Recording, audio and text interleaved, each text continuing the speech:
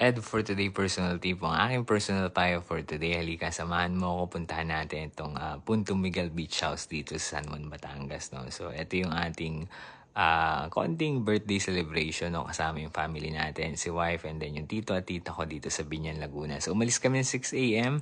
and then inabot kami ng 2.5 hours papunta dito sa San Juan, Batangas. Dito ito sa part ng Laia part na rin actually. So, ito palang entrance ng beach house by Punto Miguel. Medyo maskip ng konti, no? Kumbaga, isang sasakyan lang kasya dito. So, don't worry, meron naman mag-a-assist sa inyong guard dyan pagpapasok kayo and then palabas kayo. So, dyan pala tayo nag-park. Dito tayo sa unahan dahil tayo ay day tour. So, yung mga nandyan sa likod, sila yung mga overnight. So, medyo malawak naman ang parking space nila. So, hindi kayo kailangan mag-worry dahil safe naman yung sasakyan nyo dito, no? And then, yan pala yung mga accommodation nila. Kung mapapansin yung unang tingin ko pa lang dito, no? Gusto ko yung lugar dahil maluwag siya. I mean, hindi siya kasing crowded ng ibang mga beach house dito sa Laia or San Juan. No? Dito medyo may space kayo, kumbaga hindi kayo dikit-dikit. And then medyo marami silang accommodation, so most likely makakapamili siguro kayo. No? But anyway, remind ko lang din kayo na ito ay isang sort of saying budget-friendly na resort. No? So manage na lang expectation nyo. So tingnan ko sa Google, around 6.6. I mean 3.6 yung rating nila. So hindi ganun ka, alam mo na, kagaya ng ibang resort. Pero given naman kasi yung rate nila, hindi naman ganun kamahal. No? Kumbaga, pasok lamang ito sa budget ninyo. No? So, I think 300 pesos ang entrance dito, no? Plus 1,000 para sa 8 packs. So, ito yung mga area nila, no? So, marami accommodation dyan na pagpipilian ka, family, and then meron ata dito pang couples, and then yan. So, parang bahay lang ang dating, no?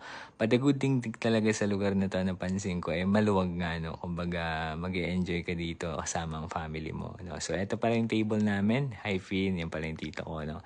So, dito kami nakaupo. Yan, for 8 packs. Ayan, nandiyan pala si Oreo, si wife, and then, syempre, yung tito at tita natin, no? So, yan. And then, eto naman yung view ng malapit na sa beach. So, meron sila dito mga konting, pwede ka umupo dyan, magmuni-muni, no?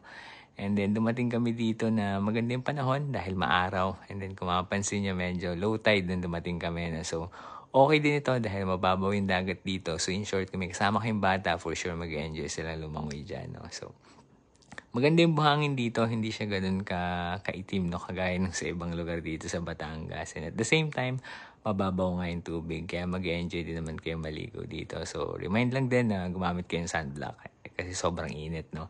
Anyway, yan pala si Oreo, first time niyang maligo sa dagat and I think nag-enjoy talaga siya. Ayan. Hi, Oreo boy! Yan. And then, ito yung view niya kapag nasa dagat kayo, mababaw, malino yung tubig. So, mag-enjoy kayo magtampisaw dito, no? Yan. And then, eto pala si Lola, no? Galing Bicol yan. Kala mo, ngayon ulit naligo, no? So, na-enjoy niya maligo sa dagat dito dahil yun nga, hindi ganun kalalim. And then, ma-enjoy mo talaga magtampisaw dito, no? Yun nga lang, medyo mainit. Kaya don't forget na maglagay kayo ng sunblock, no? So, anyway, yan yung Ed for today natin. Yan yung family ko, no? Yun lamang. Salamat.